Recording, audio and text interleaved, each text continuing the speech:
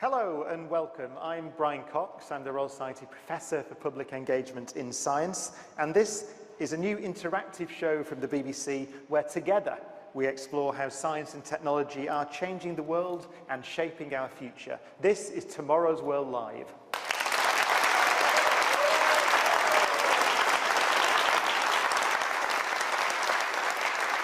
Thank you.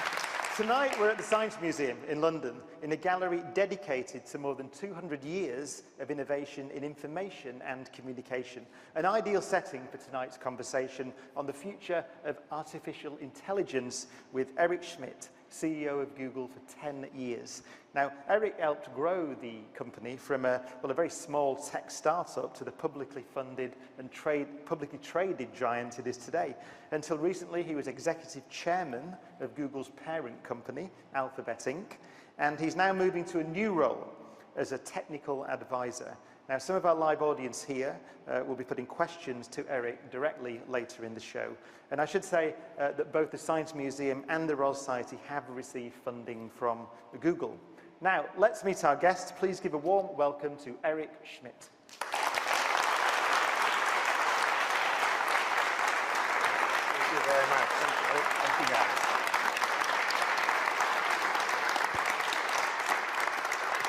Eric, thanks for joining us. I suppose the first question has to be a definition. So how would you define AI? You know, artificial intelligence, the term was invented in the late 1950s by some scientists who thought about it, and they thought that we should have a term for when computers do things that look like human work, human intelligence. So think of it as the computer seems human-like in its judgment or its ability. And we hear many terms attached to AI. So you hear machine learning, in the context of Google in particular, deep learning. So could you just comment on the difference? What do those terms mean? So machine learning generally means that a computer has been trained against a large set of data. And the kind of deep learning that is now in vogue is a mathematical construct where we take essentially neural nets, which are essentially probability matrices of outcomes, and we use them to classify things. Typical example would be you'll use a deep network to look at a picture. And the first network, the first layer, will say, hey, it's a picture, it's got corners. The second layer will say, there's boundaries within the corners. The third layer will say, hey, there's shapes inside of this. And eventually, the top layer will say, it's a Madonna and a child, you know, with a television set or something like that. And their number of layers is typically 10 to 12. Our field exploded with the invention of these deep neural networks because it allowed us to do vision. So in terms of, you used a technical term there about the matrix of probabilities. So just a bit more specifically, because a neural net, it sounds like a brain, doesn't it? In fact, the idea is very much paralleled by the way our brains work. So your brain, all of us, have brains which are remarkably parallel. And what they do is they use synapses and they fire along complicated pathways in parallel. And a neural network uses mathematical weights in a matrix or a tensor. And as it adjusts those weights, it learns things. And it learns them in relatively simple ways. But if you do it at scale, it learns remarkably well. If you show in Google Images enough pictures where you say there's a giraffe in this, the deep neural network will, then when you give it another picture, will say, hey, there's a giraffe in this picture. And that's how, for example, simple image search and simple language recognition works. So we don't necessarily know how the machine is making the decisions or making the selection, but we've trained it to make the selection. And one of the concerning things about this technology is that the underlying mathematics is not fully understood. So one of the concerns that people have is, where should you use it? Well, you shouldn't use these things in, for example, a life-critical decision unless you know exactly all of its failure modes. But because it's trained and it's trained in this complicated way, we may not know all of its failure modes at the moment, although people are working very hard to discover these things. So by failure modes, in a sense you mean that we don't know what decision this system will make in a particular case, even though we'd like to know, we'd like it to be predictable. My favorite example here is I'm driving the car, I don't know about in Britain, but in California there's something called the California rolling stop, where you don't really quite stop for the stop sign. So the policeman comes over in my self-driving car and says to me, you rolled through the stop sign. And I say, officer, I was not driving. And the car, which is listening, says, yes, officer, I was driving. And the officer says to the car, why did you run the stop sign? And the car says, I don't know. And that's a truthful statement. We've got to get to that next level of understanding. Yeah, we're going to talk about the future applications and some of the moral questions actually raised by self-driving cars in a moment. But could you give some context to people about what AI systems or deep learning systems they're using now? Because the cars are about to appear. Well, you all use this every day when you use Google products, and indeed many of the other tech companies are using them as well. If you use Google Translate, you're using these systems. Again, it was trained from a large corpus of data. It doesn't have a dictionary. It learned it from its experience in this training mechanism. Any kind of vision classification, vision was the first one that really came out. Most people think that at this point, computer vision is better than human vision. Right? So that's important because things which are vision sensitive might be augmented better if a computer is helping you see. So when many of us, I suppose, use Google Translate, but that was not, it's intriguing you say there's no dictionary there. It learns how to translate. It's actually bizarre. How could you do Google Translate 100 by 100 languages? Well, we now have the ability to do real-time translation, literally out of the movies. You speak into the phone, and out comes out in the other language. And it does this by taking your voice, digitizing it, sending it to the translator, sending it into a different language, and then translating it back into speech. This works real time. That changes everything in a world of multiple languages. And it's true to say that we, Google, the engineers, don't really know precisely what's going on in that computation every time you use Google Translate. We understand how it works in our system. But if you said, I'm now going to rely to it on being perfect, we can't prove that it has no errors in it. And that's why it's important to understand where the limits of this technology are today. Yeah, in terms of Alphabet, actually, so what we've heard of Google Translate, the search algorithm itself, the Google search algorithm is an expert system, isn't it? It's machine That's correct. And the general term for these things is expert systems. We now use them, for example, for recommendations on YouTube. It turns out that as much as you think of yourself as an individual, people who are looking at similar videos often choose the next ones. And so we can make much smarter recommendations. We can do the same thing about recommending which applications to purchase for Android phones. So the notion of using these things for vision, recommendation systems, and things which are advisory is a very powerful one. And I think this is why the digital industry has gone crazy over this stuff, because we have very large amounts of training data. And these algorithms get better when you have more and more data. So an example would be, you'd say, well, okay, you're so good at predicting giraffes in photographs, why can't you predict horrific terrorism? And the good news is it's an extremely rare event. There's not enough training data for us to do it. But things which are extremely common, like how your health works, how people behave in crowds, those kinds of things, we can do a much better job of predicting. Now, I just wanted to go back in time a little bit. We have a photograph of, well, this qubit computer, the next computer, which you can see on the screen there, I think. That doesn't look like much, but there it is, was the first computer that ran the World Wide Web.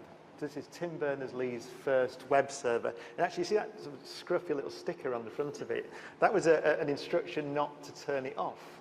Because at the time, and we're talking about the late 1980s, early 90s, if you turn that off, you turn the whole web off.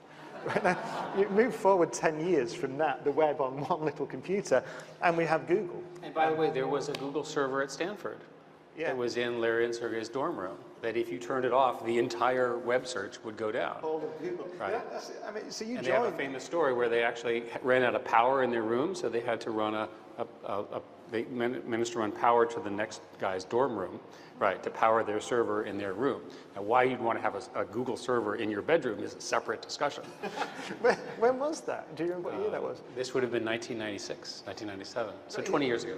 Yeah, that's really the heart of my question. It's not, and you joined not long after, was it 2001? Yeah, the web was 1991, so Tim's work, which is extraordinary, created the network. And I remember when I first talked to Tim about it and I first saw the Mosaic browser, and I thought, this is powerful because we would be able to see the information. But nobody understood the power of that as a platform. So in the industry that I'm now have been in for my whole life, the way you really win is when you build platforms that people can extend of information.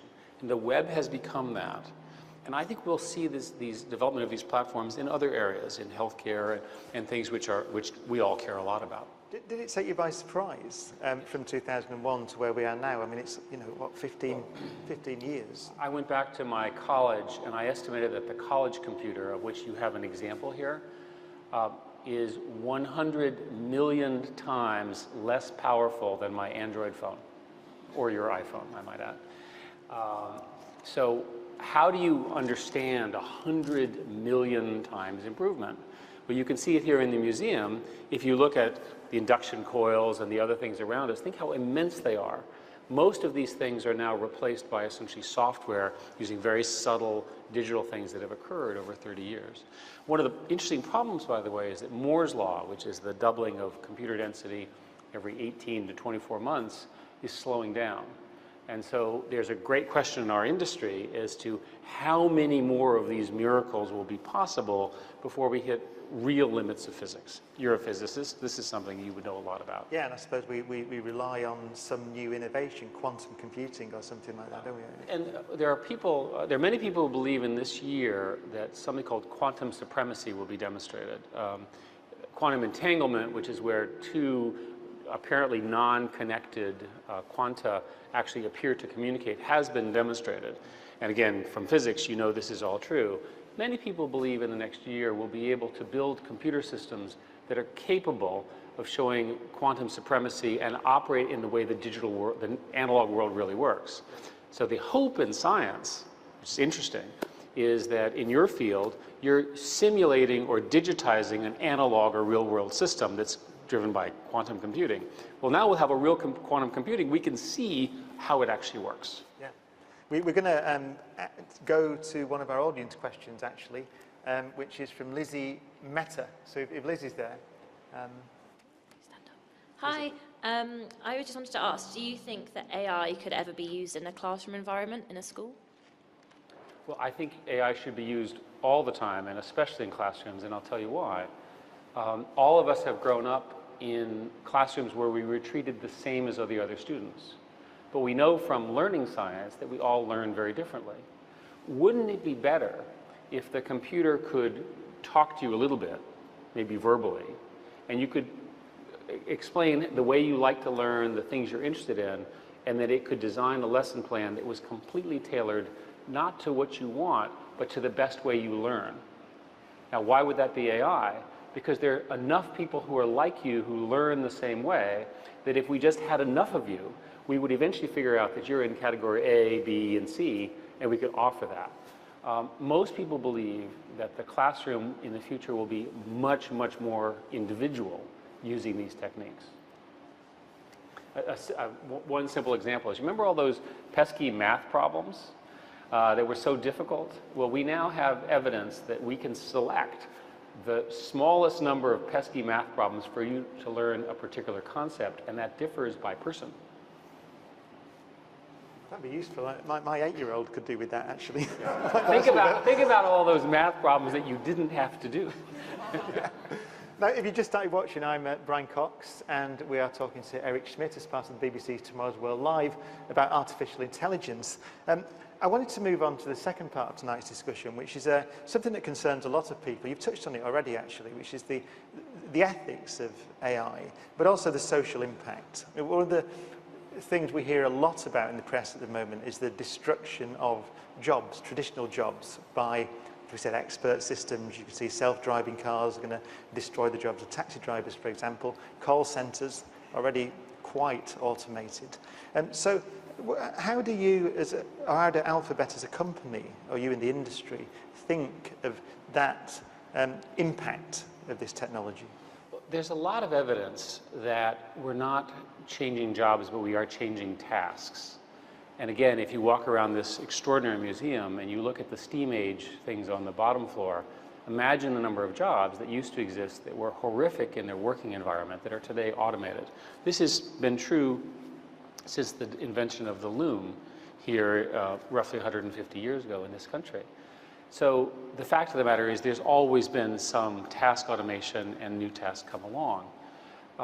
Most people that I've talked to who have looked at the economics of this think that it doesn't reduce the job, but it changes the job. And there's lots of evidence that people who work with computers make more money than people who don't. So there will be some jobs eliminated, but the vast majority will be augmented. You're going to have more doctors, not fewer, more lawyers, not fewer, more teachers, not fewer, but they're going to be more efficient. And if the system is more efficient, then presumably we can deal with the challenges that everybody is complaining about, the real challenges of people's lives. It's quite an ask, though. There was a Bank of England report recently that quoted a number, 150 million jobs in Britain. Sorry, 15 million, maybe 150 million would be a problem, but 15 million is quite a problem, because that's still approaching 50% of the number of jobs in the economy might be vulnerable to this sort of But the problem with those analyses, which are printed in the headlines, is they don't account for the fact that jobs change, that people change, that the economics and capitalism work, and that people end up in jobs which are probably higher paying. Classic example is people will say, well, we won't have truck drivers. So ignoring the fact that whether you want to have trucks driving with no human inside the cab, what does a truck driver do? They do a lot, right? They're responsible for the security of the truck. They do the loading of the truck. They're responsible for its delivery. They give its location. There are all sorts of tasks that are unlikely to be automated.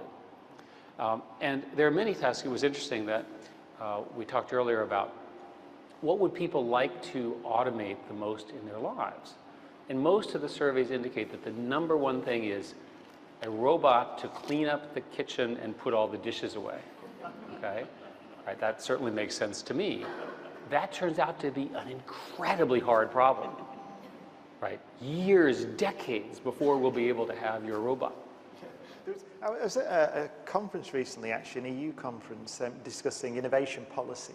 And there was a statement made I thought was interesting, which is the job of the innovation system is to create more jobs than it destroys. And so government spends a lot of time thinking about the way we can invest in universities, etc., to reinforce that innovation system.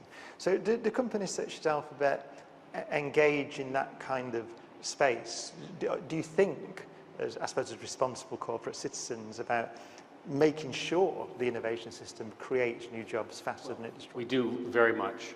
In our case, we have a venture arm which has more than 100 million pounds investing in the miracle that's going on here in Britain over entrepreneurship. There are more entrepreneurial companies of the kind that I care about here than in the sum of the continent.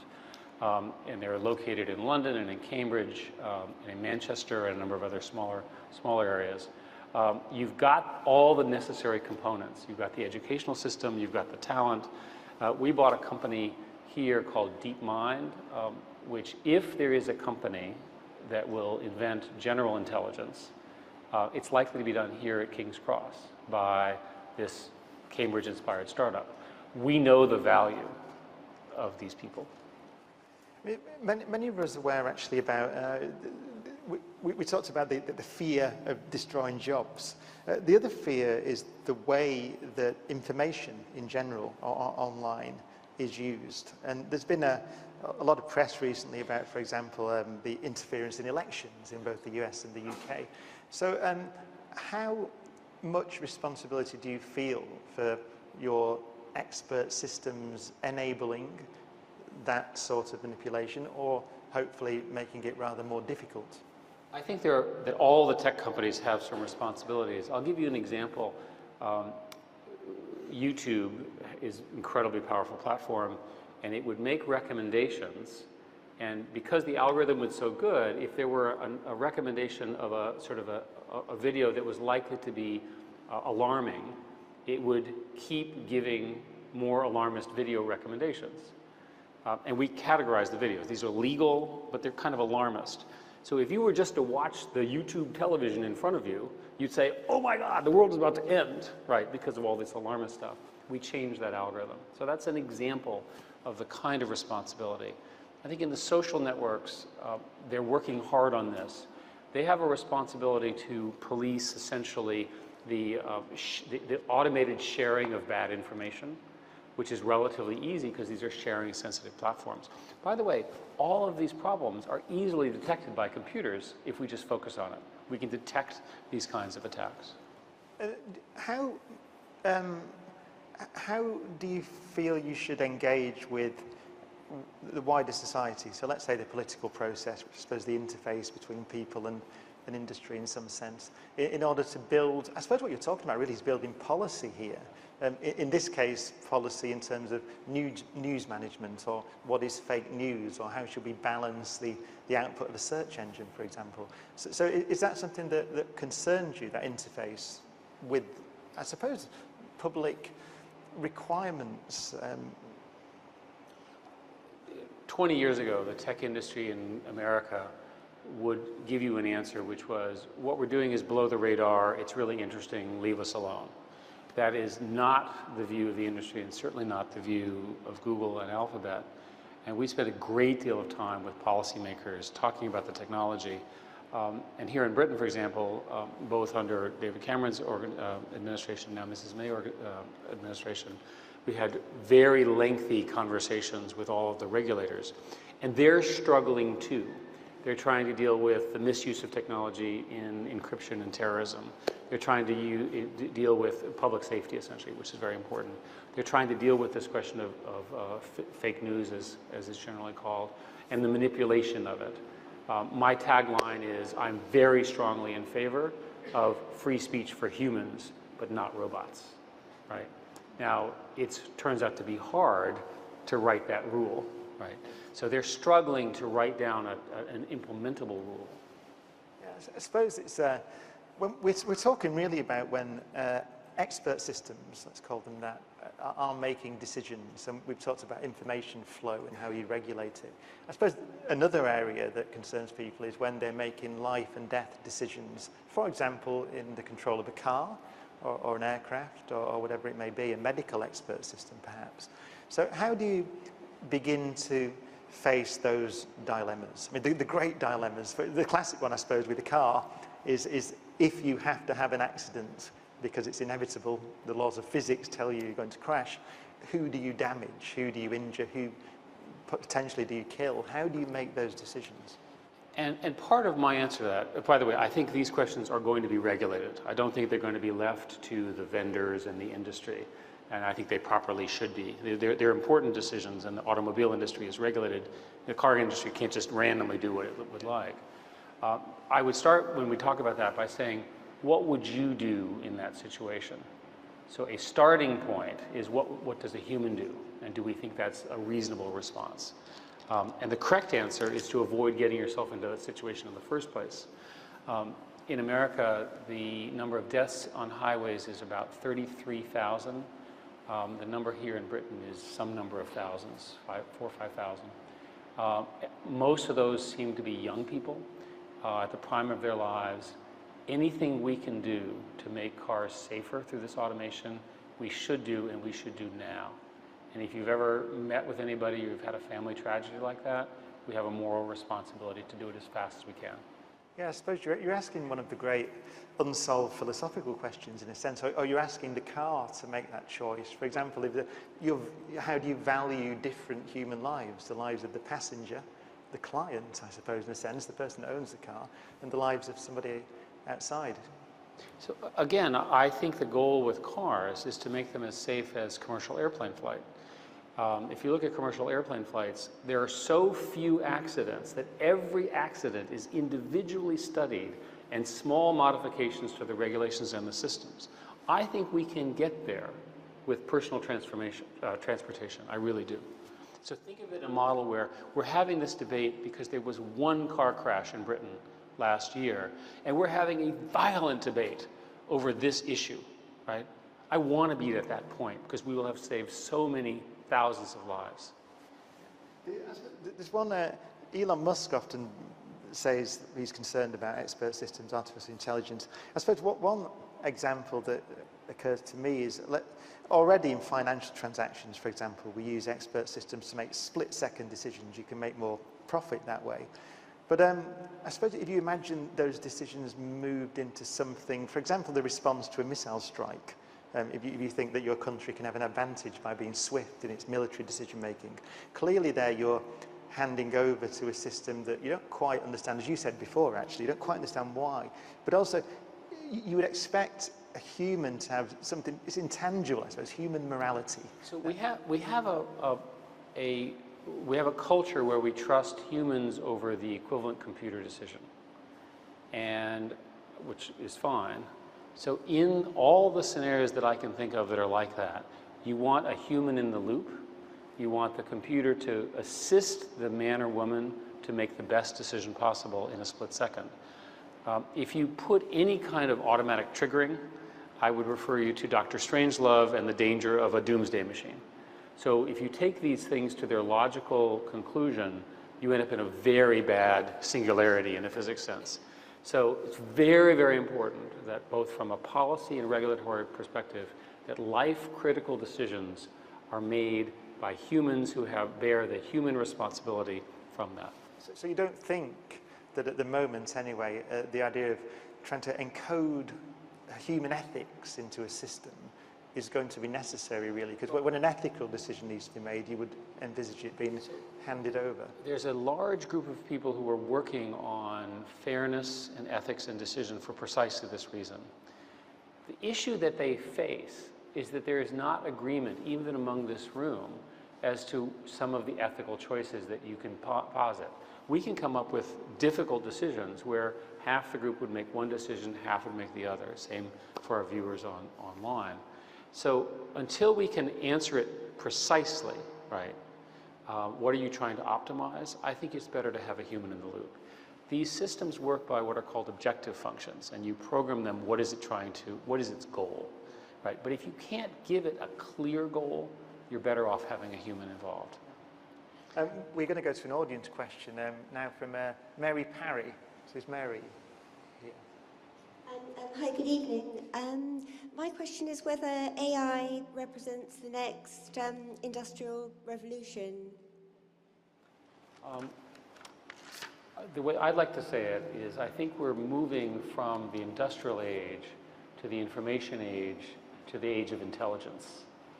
And that the way humans in 50 years and 100 years will be successful is that they're just going to be much, much smarter than we can imagine them, right? That our great-grandchildren and great-great-grandchildren will have these tools which will make them quicker, better judgments, better science. And the example I would use, and we'll use physics, my physics friend, I was talking to my physics friend, and I said... You got one. And my most recent physics friend, and I said, what do you need from AI machine learning? And he said, I'll tell you my problem is there's so much physics now, and this is a brilliant person, I can't read it all, I can't understand it all. I said, you can't understand it all? And he goes, I confess. There's so many papers, there's so much activity. So a simple tool that here you are, you're teaching in a university, you have an insight, you go home at dinner, you send a note to the computer saying, I want you to think about this supposition that I have. It reads every paper, right, and comes back with correlations and ideas that suggest something for you. Think of it as a savant, right? It's an idiot savant that's particularly good at physics, right? And we have a small but very important customer base, you, right, and your colleagues. The most interesting areas are in areas like chemistry, where the problems are relatively clear. The objective function, that is what you're trying to measure, is relatively clear. It's not like biology, which is just extraordinarily complicated. We think that we can, for example, advance the creation of new materials, new chemistries, many, many new things. If you care about pollution, which we care a lot about, right, we can make things which don't pollute. Energy efficiency, healthcare, et cetera. Well, if you've just tuned in, you are watching Tomorrow's World live from the Science Museum. I'm Brian Cox, talking to Eric Schmidt, formerly of Google and Alphabet now. I should say, actually, if you're wondering, we're sat next to, I think you mentioned it earlier, these great coils that are in here. This thing is part of the most powerful radio transmitter in the world in the 1940s. And you see, today this would be a chip with a software-defined radio, yes. This tiny. It's made of wood now, isn't it? But this over here, you might be wondering what this is, because this tricycle here, believe it or not, is one of the key parts in the setup of Google Maps. So Google Maps a few years ago was not using high-tech cars or cameras, but was using it wasn't you presumably, but riding around on a tricycle. So again, it's moved forward. Backpack. So the people who hike into the mountains will put this backpack with this strange looking thing on, and they map the hikes up to the top of the mountain. Yeah, it's moved on, hasn't it? It's technology is leaping forward quickly. We've talked about how AI is changing society, and we've talked about some of the ethics or the ethical dilemmas that might be posed. In the final part tonight, we're going to look to the future. And in a sense, actually, you prefigured it in the answer to the last question. You talked about the idiot savant type of AI, something that can help with a specific task. I suppose often when people talk about artificial intelligence, you're talking about a general intelligence. That's what people are imagining, something that is equivalent to or better than a human, a generalist. We're not there yet. Are we in any way close to that? Well, it depends on who you ask in the industry. The vast majority of things that you read and talk about and all the investment in our industry is around relatively special purpose AI, the vision algorithms, the driving and things which we're quite sure will work, will get better, and they get better over time. We'll see tremendous gains there. There are people who believe that the developments of artificial intelligence will lead to a kind of general intelligence, which is known as AGI.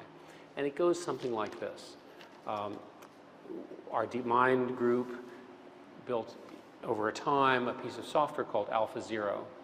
And in 7 days, it can go from knowing nothing about the game of Go to beating the top Go player in the world, who's brilliant. A video clip of that, which whilst we talk about that, it's worth we'll show it. And it's worth watching, actually, while Eric describes it. You see the moment when there's a particular move that the system makes, which probably the best Go player in the world, who's spent his life doing this, and is it called Ninth Dan, I think he's got, looks absolutely shocked at the moment. And it'll be played now. So yeah, if you could describe this system. I'm behind the camera in this room. This is Lee Sedol. Lee Sedol is the top Korean player in the world. There's a contest between the top Chinese player and the top Korean player. Because it's a 19 by 19 game, the number of moves is impossible to calculate and was thought to be incomputable. This move was a move that the computer made that had never been done in a game. And he is so confused because it makes no sense to him.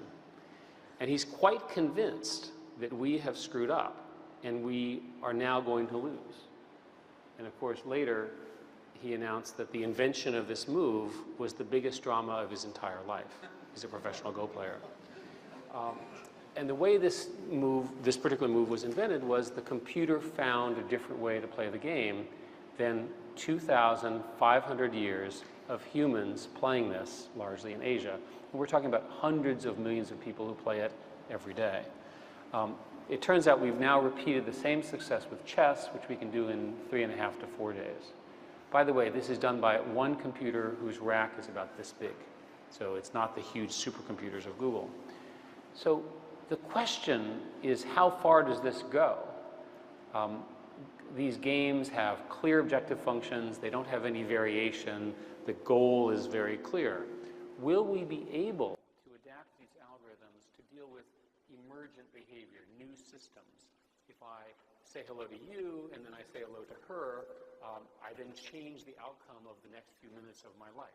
How do we anticipate that? All those kinds of questions.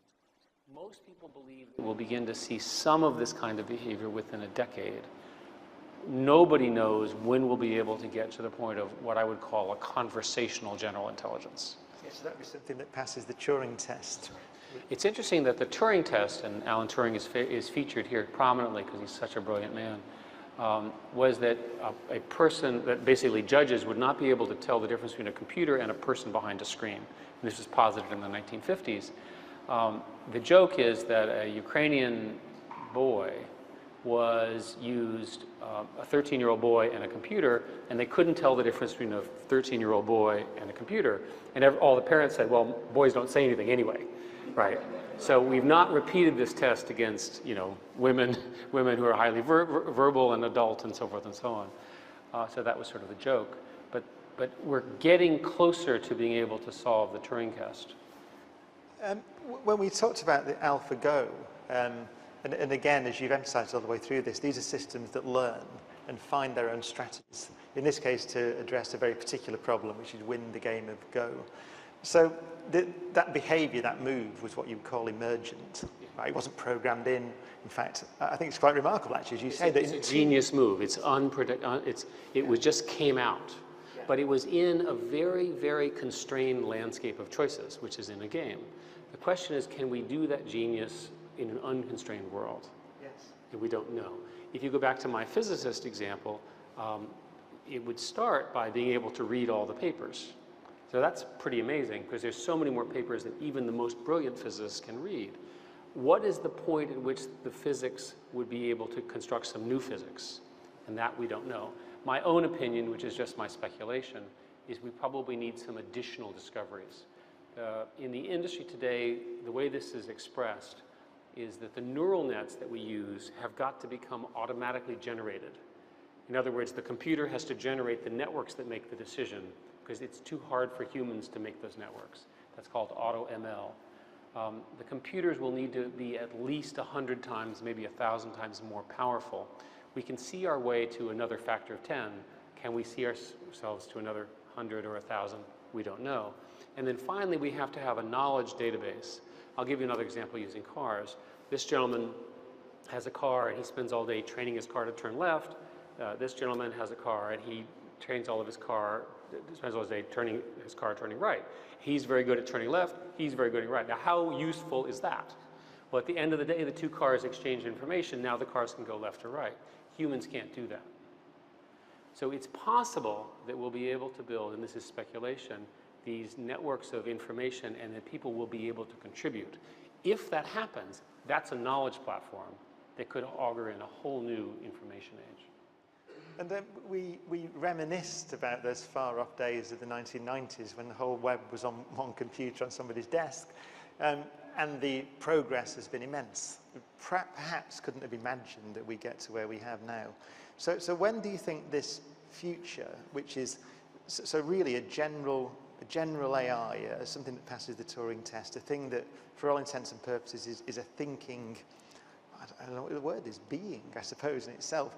Could you guess when that's going to be? And will you project too far into the future, do you think? Or could it be 10 years, 20 years, 30 years? So in the 90s, there were people who understood that phones would come and the web would come. But they missed the social networks. They missed the Uber and Lyft concepts and so forth. So I think our ability to see even 20 years in advance is limited by our ability to imagine the use of these new platforms. I can see that there will be a knowledge platform of enormous value for research, for making humanity a better place. But my limitation is I don't see what it will be used for, right? That's, to me, the most interesting question.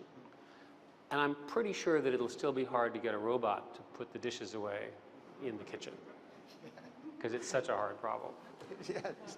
I think we've got a lot of questions actually on this section on the future, so I thought I'd go to the audience. First, Toby Sanderson. Hi, my question is, do you think that AI has always been an inevitable step in our evolution? Well, it's interesting that many, many people thought that in the 1970s. And they were doing artificial intelligence using language models. And I studied them when I was a graduate student. And then there was a period of time called the AI winter, as it's known, for about 30 years, where almost everyone abandoned the field. So I don't think it was predetermined. But the original visionaries said that eventually there's got to be a way. But for example, the development of these deep neural nets, which really changed our industry and has driven everyone, crazy, is largely completely unexpected. And it was invented by a team in Canada who were playing around with different kinds of mathematics, and then they discovered a form of gradient mathematics that would allow this transformation at the deep neural network. They tried it on an image set, and they tried it on language, and oh my God, I think we need a few more of those. And we have a question from Alessandra Nero Quesada. Good evening. My question is actually based on a book that I'm reading, Homo Deus, and it is, will AI look upon humans the same way that we look upon animals? So there is a form of science fiction where we spend a lot of time thinking about what happens when there's superintelligence. And so the argument goes something like this, that eventually computers will be capable of not only the kind of deep analysis that I'm describing, but also intent and creativity, and then they'll try to optimize things. And inevitably, when you watch that movie, the first thing they optimize is to put us in a lesser position, and then a human battles the computer. So that script will get you a good movie deal. I think it's unlikely that it'll play out that way for all sorts of reasons. Usually these things are not predicted correctly. I'm pretty sure that the age of intelligence that we're talking about, humans and computers will work very well side to side. That if you will, this volition, this computer, will be smart enough to understand that what we do better than it, we need them, if you will, and it needs us. And that's decades away. I think it's interesting, actually. You could almost call that the Terminator question, couldn't you, in a sense? Because that's what people tend to think about, don't they? Watching movies again. Well, yeah. but I suppose, one thing that struck me about the way you've described the possibilities, really, I think what you're talking about is how did we humans, build systems that make the world a better place. That's your view. So you said really that we need to, what you can't see is the reason why we build a general artificial intelligence at the moment. Until we have a reason, until we have a use for it that will make our lives better, then we wouldn't aim to do it. But I think there's general agreement, and I can certainly describe our principles, that these technologies need to be designed and deployed for the benefit of the many, not the few, that is, not the elites. They need to be invented in sunlight, that is, not in secret military labs like the hydrogen bomb. And they need to be accountable for what they do, right? In the sense that if it claims to be a something, it needs to be not just be truly, but it also needs to be auditable. And I think those principles are pretty good principles to answer your question. So if we follow those principles, which I hope we all will as a society, we won't have the negative scenario of having a super smart intelligence that views us as inferior. We have a question from Celine Boldier. Good evening. Thank you. So my question is also in that same vein of the ethics and also the liability. If we ever manage to get to a point when machines are also maybe able to express emotions, for instance, does that mean that we might have to grant them some sort of human-ish rights?